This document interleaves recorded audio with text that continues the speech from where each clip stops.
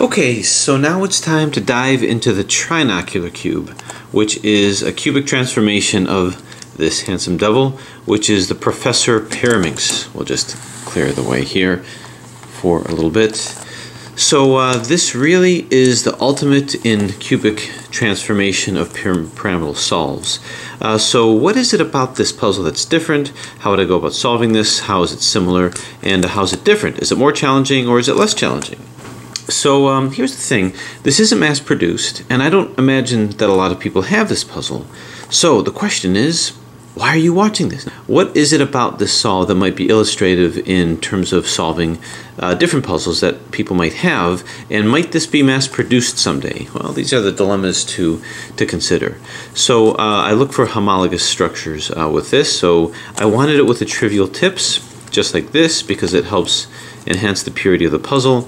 Then this is associated with this turn over here, where all of these are the same piece, which correlates with this piece over here. And then these guys here, 1, 2, 3, correlate with this. Now notice this has two colors, this has one color. Then we have this over here, which basically correlates with these pieces here. So these guys here, these single colors, are correlated with these two colored pieces here. And now we're into part of the center, which is this. Notice this is one color and this center has two colors. And then these pieces here, which have two colors, is associated with this, which is just one color. And then we have the final layer over here, which is associated with this. And so too, these two colored pieces are associated with this. Like that. This one color piece is associated with this, and then of course you have the centers here.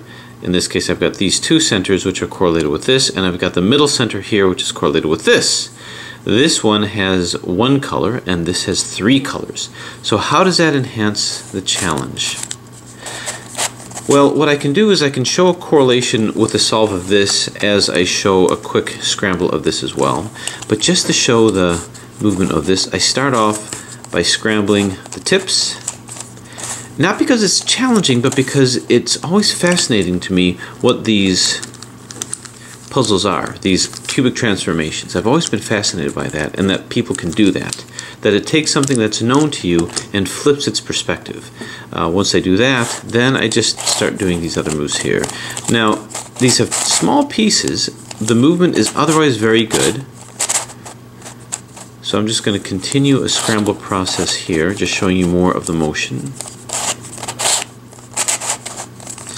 Put this out over here. And now I am irreversibly scrambled. There's no doubt about it, to get this back into its original position, I've got to go through the process of solving it. There is no escape. Now let's see how this can work, because the thinking is if I can solve a Professor Pyraminx, I should be able to solve this, right? Well, wrong, because there's an important difference. Something that's key that will be revealed in a little bit. Three-dimensionally printed, brilliantly designed by Timur. And yeah, okay, so this is a pretty good scramble, I think. Let's separate this out even more.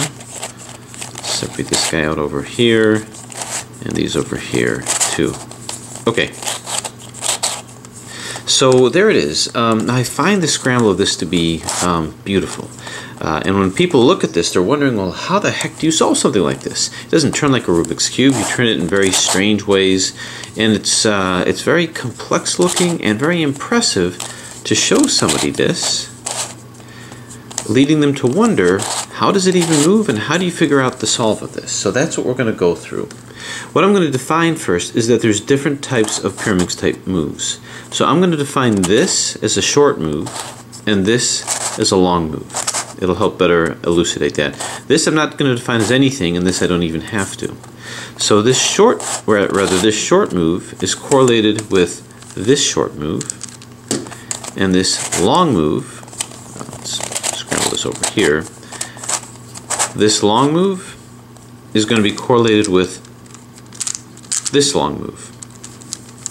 So in as such, we can see the difference therein. Now because most people don't have this puzzle, it might be neat to show them side by side scrambled. Let's get more of a scramble here. Abracadabra. Okay, not bad. So looking at it side by side, I think we can do a little more scrambling here. Trying to separate all the pieces. Okay, so looking at it side by side, it's hard to believe that these are actually, whoops, let's move this out of the way, that these are actually the same puzzle. So how does the strategy, how is it similar?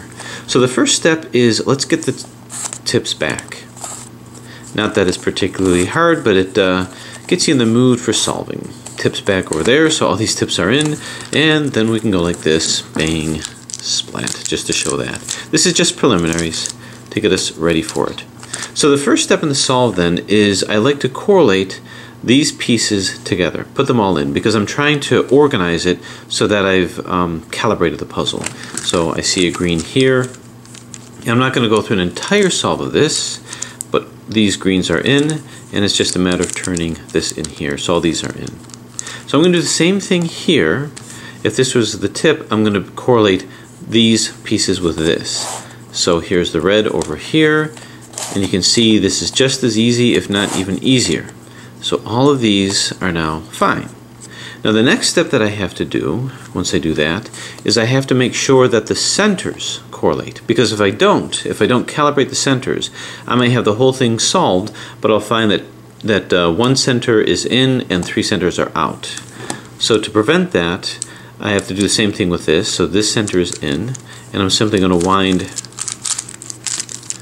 the red center here. So now all these centers are where they're supposed to be, the mid-centers. What this means is that every move that I'm going to do is going to be calibrated so that all the centers are moving in unison. So too, the center here is not this. This may look like the center, it's these.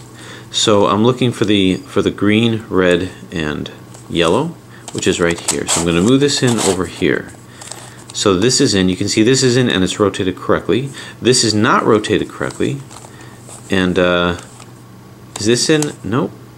It's, yeah, actually this is in and this is in. So only one is rotated correctly, the rest are out. And that is one of the key differences, because this has rotational equivalency, this does not. So that can enter into the complexity of the solve a little bit more. So now that these are in, the next step that I do is using pyraminx solves as I place these guys in. And they're placed in by doing down, down, up, up moves. And what it generally entails is a combination of a short move and a long move. But the short move and the long move all slice through this one axis. So for instance, here is, let's say I want to get this red and blue. I want to put that over here. So I'm going to put it over here. Now I can't just go like this and move it in like that, because what I just did is that might cause issues with the center. But I have to get used to putting this in through this plane. I do a short move, then as an up, then a long move up, then a short move down, and a long move down. And that places this over here. This is already placed. And I'm going to do that until the entire skeleton is in. So just doing another demonstration of that. Here is a red and yellow. So this is going to be, it's going to exchange with this, but I don't want this to exchange because this is in where it needs to be. So I'm going to move this guy in, and that's not where it needs to be. So I did a little bit of deconstructing. So long move in, short move in, long move back, short move back, move this back. So this is in, and if I wanted to put some more red ones in, here's another red and, I almost said gold, red and yellow, and this is going to want to come over to here. So if I move this like so, this is already in.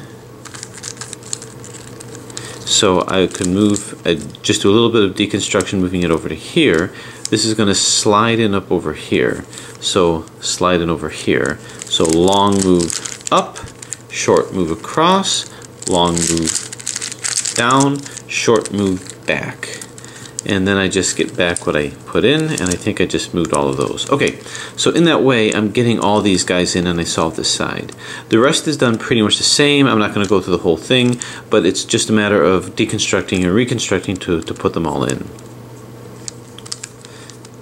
So if I were to look over here, here's some greens, red and blue, or golden blue. So this needs to come into here. So I have to deconstruct it, which means I'm going to just move it like so. Okay, now I'm going to exchange it with this. This isn't in anyway. So long move in, short move up, long move back, short move down, and splat. Okay, so you can see we're building this skeleton over here. Everything appears to be in. We've got the greens, these are not correct, and these are not correct.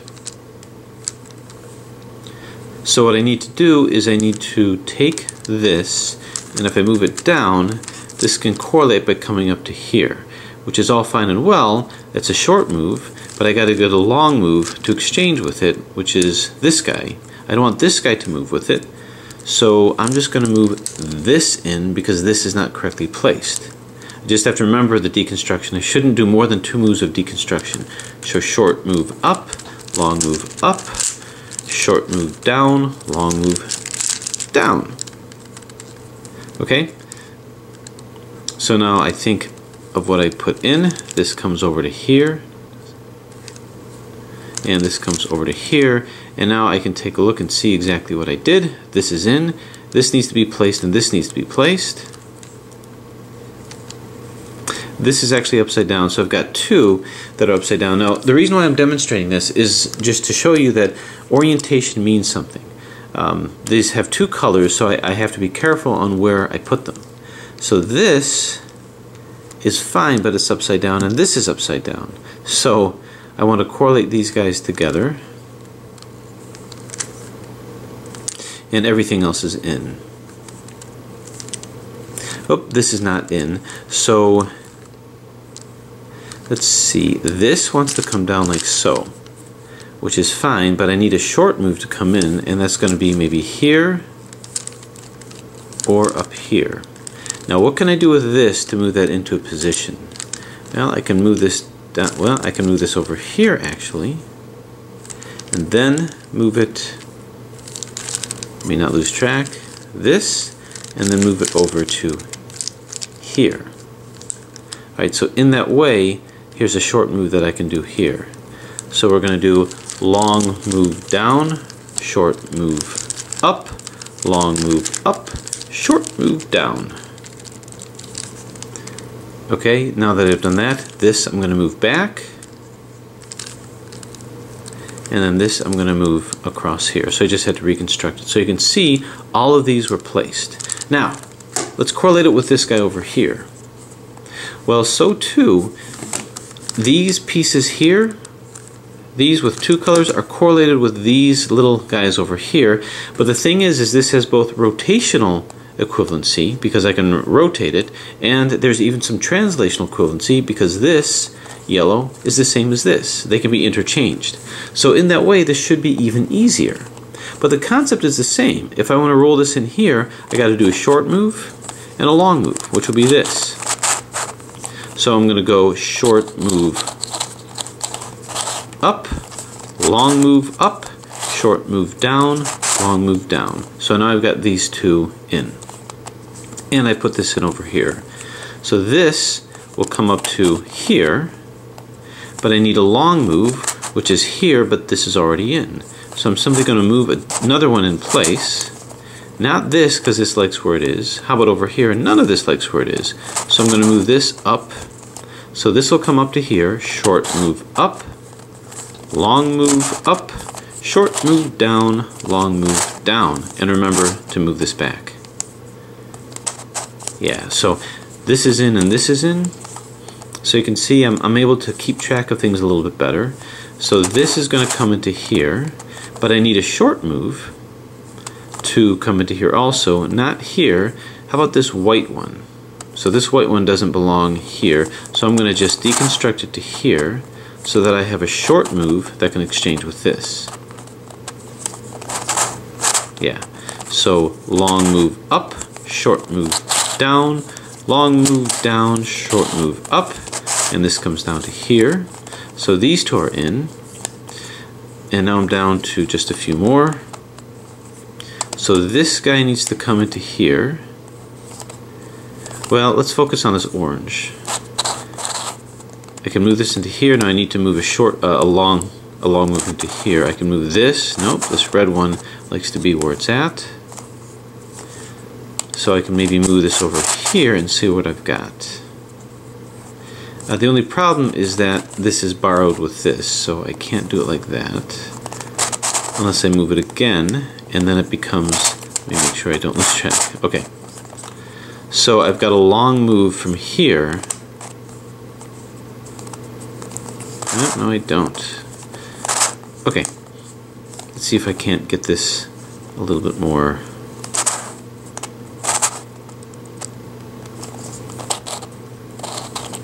Oh, interesting. Okay, so here's what I'm going to do. I'm just going to do a short turn to here, so this will exchange with this as a long move. So, short move up, long move up, short move down, long move down. And now I can reconstruct this back like that. Okay, so in that way, all of these are in, and that's the same configuration as this. The next step is to put these, which are the centers of this cube, but they're actually not the centers of the actual shape. They're this. Now instead of doing long moves and short moves, it's all the same. It's all short moves at this point. So this needs to come into here, so I'll do turn across, up, back, and down. So it's the same layer that it's at. So now this is in over here. This needs to, well, this needs to be taken out over here because it's rotated wrong. So what else can we do? This needs to come over to here, and I can do that by going down, down, up, up. So that's now over here. This guy needs to come over to here. Well, we'll hit that later.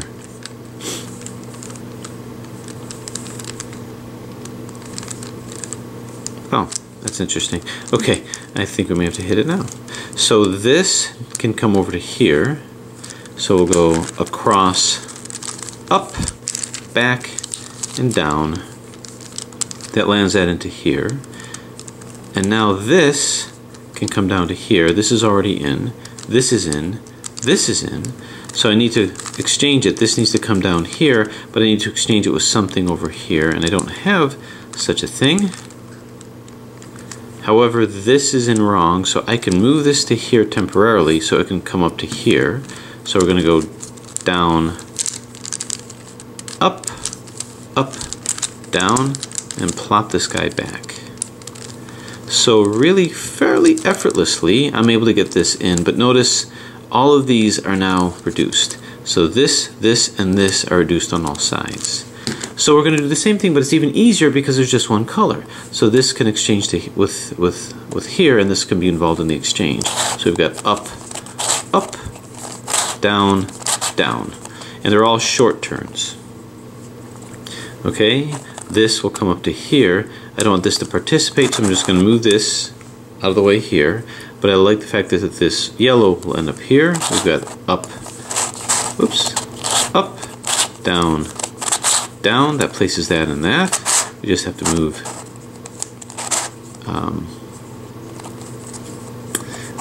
move this back over here. And what else do we have left? Quite easy. This can come into here. This is not positioned in a way that I can use. Now it is. So I can go up, down, down, up, and this is turned back. Okay, so that was easy too. So this is in and this is in. So you saw that we're able to make short work of it pretty quickly, this even more so. So far it looks like the cubic transformation is about the same, maybe even a little easier, but this is the same configuration. Now is when things get a little, well, interesting. So notice the centers did not lose their position, and the centers should not have lost their position here. If something did, then something went wrong. But see how the rotation isn't quite right? It's placed right, but it's not right. Now, I've done a tutorial on this before, and you know that the algorithm that I use is one that moves 5 pieces, which seems kind of problematic, but it's fairly easy to do. What it does is it takes this piece, puts it to here, this goes to here, this goes to here, this goes to here, and this goes to here. But it sets up pretty quickly, and if I were to start putting them in, this can go to here, which is good. This can go to here, this will go to here, and I'll lose this. So what I'm going to do is I'm going to move it into this position, because now this blue will displace this will fall here, this will come down to the green, and I want to put a yellow one in, so I'm just going to move this into this position over here. And the way this algorithm works is it's an offshoot of the center rotation of the master pyraminx, but doing a short up and a long across like that. You do that 3 times. So short up, long across, short down, long back. So that was 1, 2, 2, 2, 2, 3, 3, 3, 3. So it had the predicted effect where all but one is in, all but one is in, all but one is in, all but one is in. Now what I could do is I could reconstruct it back if I wanted to. Bring this here and bring this here. Whoop. And now I just set it up to where I have all my 5. And I wanted to put all but one in all of them because I have equivalency of pieces here. It's the same color. So this red can come to here. This, whoop, that's not green, so I have to configure it a different way. This yellow can come here, this red can come here, green here, and blue here. So I'm going to move this to here, move this to here. This stays where it is, and this moves to here. And that should do it. So 1, 1, 1, 1, 2, 2, 2, 2, 3, 3, 3, 3. Okay, so that puts all these centers in. Edges and centers are reduced. Now I can try to find my way back home as best I can. This will come here, and this will come here. Okay, now herein lies the challenge of this puzzle. Move this down here a little bit.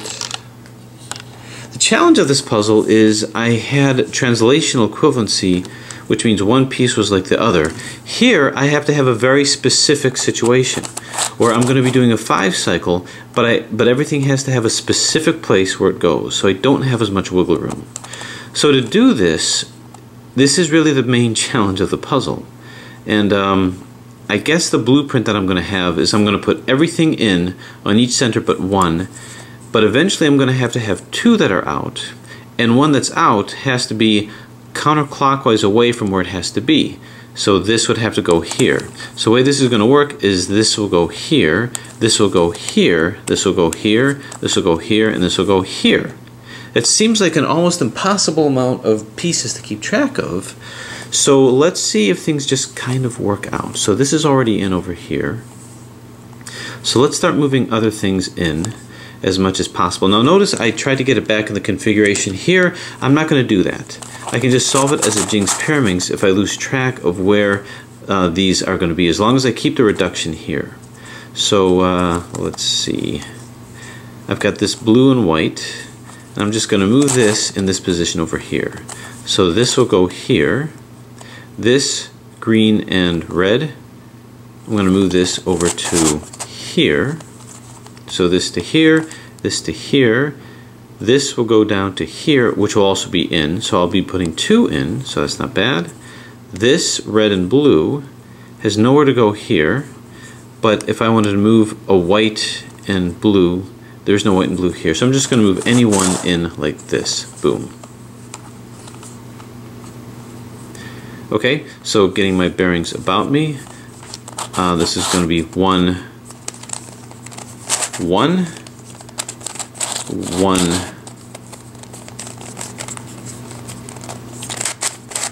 1.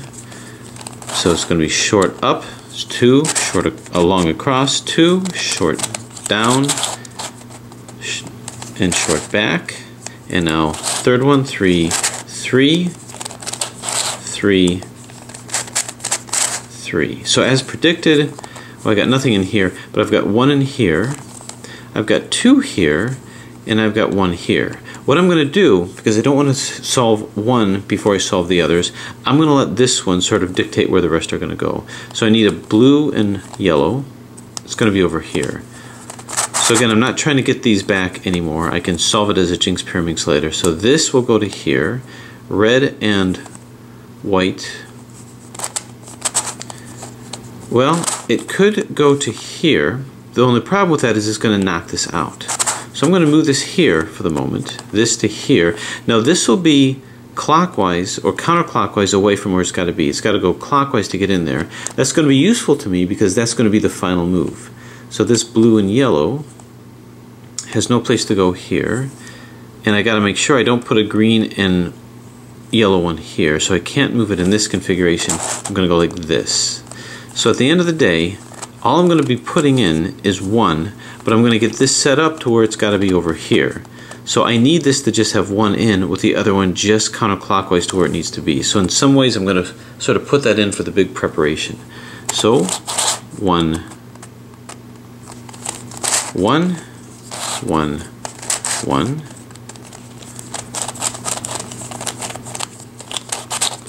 2, 2, 2, 2, 3, 3, 3, and 3. Okay, so far so good. I need to move some more in. This, well, we got a little problem because this comes over to here. And if I move this here, well, yeah, that's going to be a little problematic. But let's see what we can do anyway. Looks like the sticker's coming undone. This, I want to put over here. This, green and orange, can go anywhere here. Now, if I move this to here, this will move into here, so I'll have 2. So this will no longer be in a configuration that I can use as the third center. This yellow and white will come here, and this red and blue will come over to here. So I'm going to move this out, but I guess that's okay for now. So we'll just do it. 1, 1, 1, 1, 2, 2, 2, 2,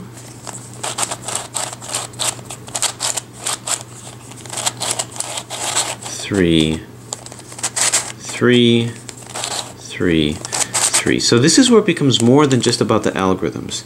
This has to do with, although we know the algorithms, this has to do with strategy. So I've got all but 1, I've got all but 1. Here I've got all but 1, and here, whoop, where is it? I've got all but 2. So is this in a final configuration that I can use? Well, here's the good news. This is clockwise away, it's counterclockwise away from where it needs to be. So that means this can go here and be in.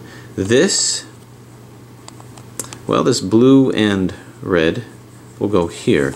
So if I hold it like this, let's see if this will actually work. I'm going to move this over to here and move this over to here.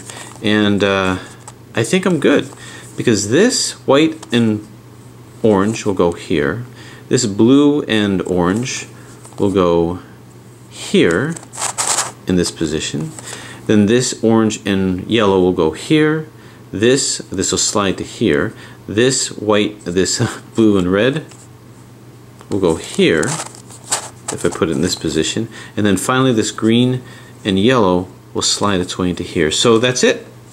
I think I kind of got lucky with that one, but it had to do with just anticipating the position.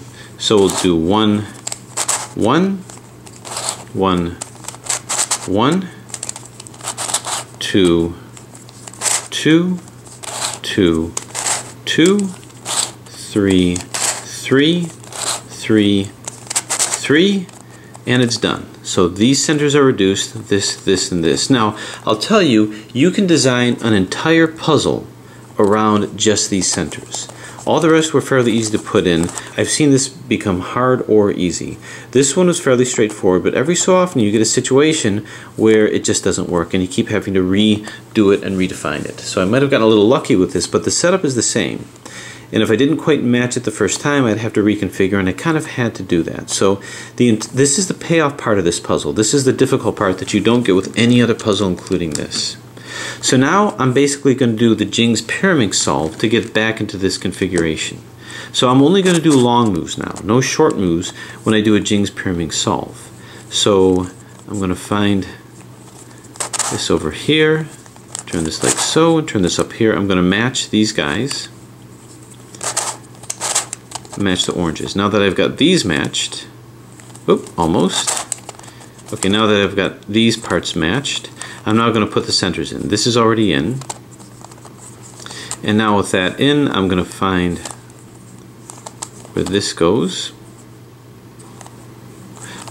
Well, it might be easier if I do this. So this orange is going to come into here, and this white will go over here. So it's going to be up, up, down, down. So now this is in, these are in, and this is in here. This has to move up here. Which one doesn't belong? This one. So I'm going to move this. Well, I don't even have to move it. I can go up, down, down, up.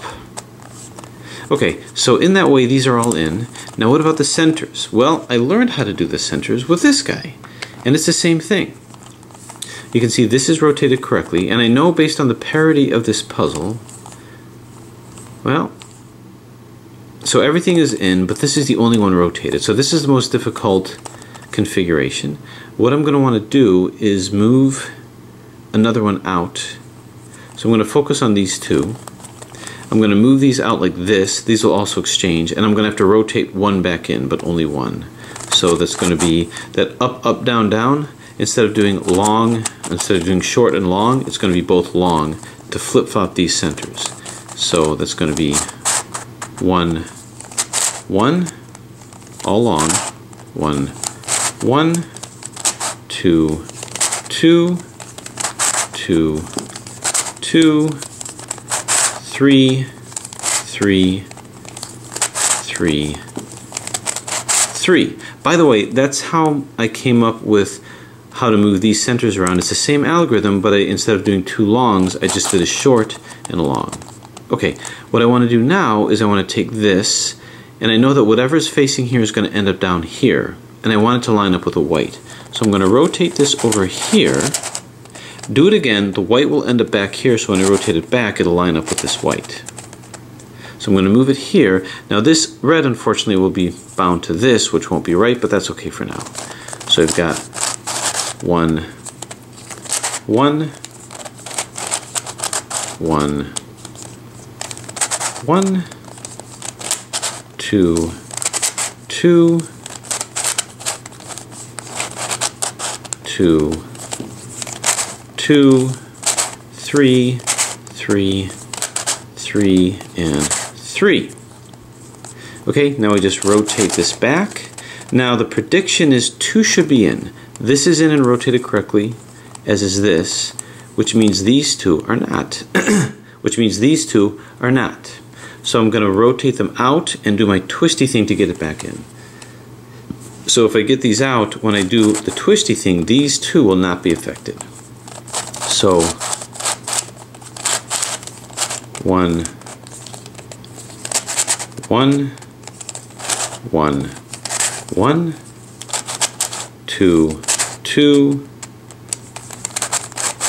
2, 2, 3, 3, 3, 3. Now, I know that there should not be any parity problems with this puzzle, so I have the faith that it's just going to work. And what I want to do is I want to turn this red one down so that when this turns back, this red will match this piece over here. And I know that this must be matched with the green, and it is. It has to be because, well, there's no parity problems with this. That's based on the parity of this puzzle. So I'm going to turn this here. By exchanging it, this red will come here and be fixed as I turn it back, and this green will move with this green over here. So, whoop, 1, 1, 1, 1, 2, 2, 2, 2, and finally 3, 3, 3, 3. Okay, so these are all lined up. I move it in, and if this were this guy, we'd be done.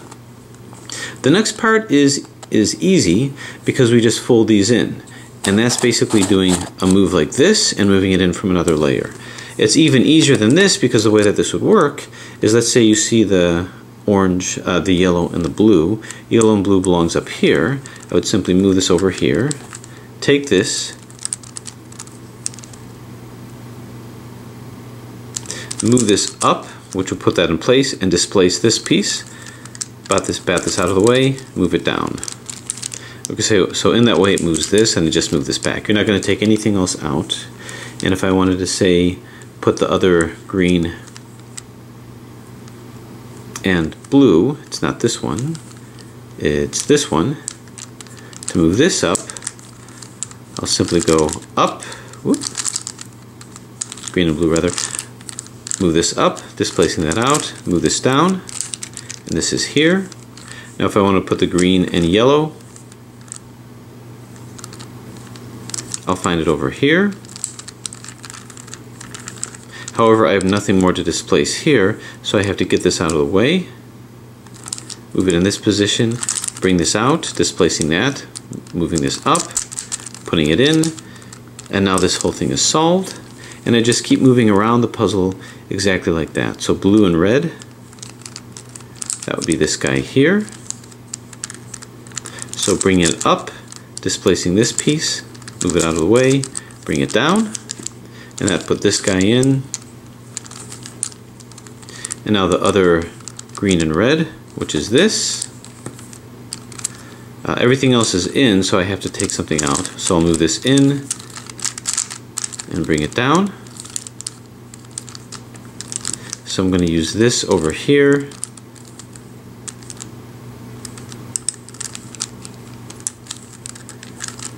Move this up, put this in place, bring it down, so now this whole thing is solved.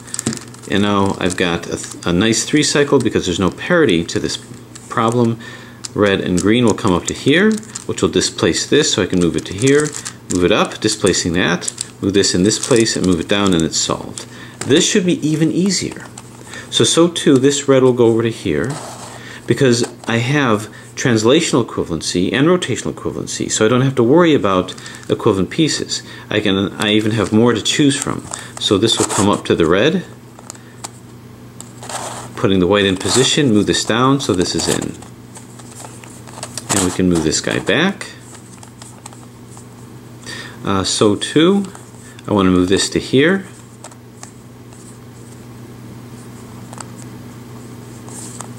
And I'll move into, so I'm going to move this in this position, put the red one in, which displaces the yellow, which goes over to here. So now that's in.